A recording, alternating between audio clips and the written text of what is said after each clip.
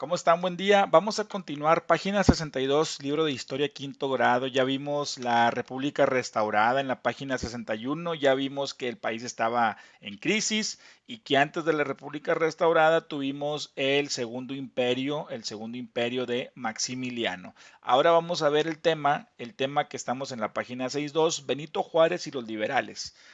Dice aquí que con el triunfo de la revolución de Ayutla. ¿Cuál fue la revolución de Ayutla? Fue una revolución en la cual Juan Álvarez, encabezando esa lucha, Ignacio Comonfort, quitan del poder a Antonio López de Santa Anna. ¿Sí? Así es, esa es la revolución de Ayutla para entenderla. Entonces, llegan al poder de nuestro país civiles. ¿Quiénes son los civiles? Personas que a lo mejor eran abogados o eran campesinos, no tenían una formación militar, no tenían una formación en el ejército. El objetivo de este grupo de civiles era cambiar la forma de gobierno. Unos decían que había que cambiar poco a poquito, lentamente, y otros decían, ¿sabes qué? Vamos a hacer un cambio de todo, es más, vamos a crear una nueva constitución. Entonces, con esta revolución de Ayutla, empieza a darse estos cambios, empieza a darse esta constitución que estaban ellos o querían cambiar. ¿Quién era uno de los destacados? Todos conocemos a Benito Juárez, un indígena zapoteca, nacido en San Pablo Guelatao, en el estado de Oaxaca. Juárez fue diputado de su estado, fue gobernador de Oaxaca y también fue presidente de la Suprema Corte de Justicia. Él era abogado, estudió leyes.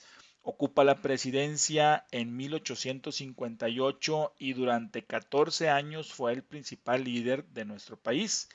Juárez tenía como idea impulsar las reformas liberales, por ejemplo, quitarle poder a la iglesia, quitarle privilegios al ejército, crear un registro civil, que fuera el gobierno el encargado de llevar el registro de los nacimientos, de las muertes. Entonces, este es un gobierno liberal, es decir, separar la iglesia de las decisiones del gobierno, para que nos quede así de una manera muy clara. Defender la soberanía de la nación. ¿Qué significa soberanía de la nación? Que los mexicanos nos gobernáramos a nosotros mismos, que no aceptáramos intervención de algún otro país o de algún otro gobierno. Acuérdense que antes de esto estaba Maximiliano, que era un príncipe austriaco. Entonces fue una de las figuras más importantes de nuestro país. Estos liberales participaron elaborando leyes en la administración pública, en la guerra contra los conservadores, la guerra esta de los 3 años, el periodismo y la vida cultural de la época. Estas medidas que adoptaron los liberales ayudaron a que se desarrolle la democracia en el país. ¿Qué es la democracia? La palabra democracia viene de demos kratos, que es griega, que significa el gobierno del pueblo, es decir, que la gente eligiera a sus gobernantes. ¿Qué fue lo que creó esto? Sí, bueno, que hubiera una división de poderes, es decir, poder ejecutivo, el presidente, legislativo, los diputados y senadores, y poder judicial, los jueces, pero sobre todo separar los asuntos religiosos de las decisiones del gobierno.